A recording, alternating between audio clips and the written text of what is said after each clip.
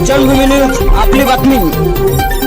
उदा येथे जलजीवन मिशन योजनेचा बट्ट्याबोळ। ग्रामपंचायत सदस्य स्वस्तिक संतोष काळे यांच्या माहितीनुसार दुधा येथे जलजीवन मिशन योजनेअंतर्गत ढालफांगी धरणावरून मुख्य जलवाहिनी, पाण्याची टाकी व गावात वितरण व्यवस्था इत्यादी कामे मंजूर झालेली आहे। ढालफांगी धरणाच्या बुडीत क्षेत्रात पाण्याची विहीर असून सध्या विहिरीत भरपूर पाणी उपलब्ध आहे।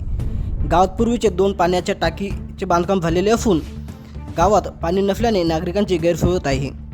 सध्या योजनेच्या कामासाठी जी मुख्य जलवाहिनी टाकायची आहे ती वन विभागातून आहे। त्यासाठी संबंधित विभागाकडून न हरकत मिळून जवळपास 2 वर्ष पूर्ण झालेली आहे।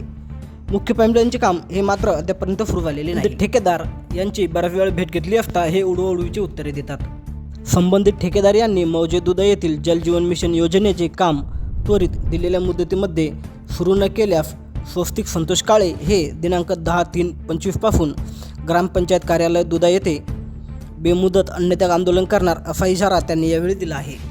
संबंधित आंदोलनाला गावातील तरुण वर्ग व गावकरी मंडळी मोठ्या संख्येने उपस्थित आहेत।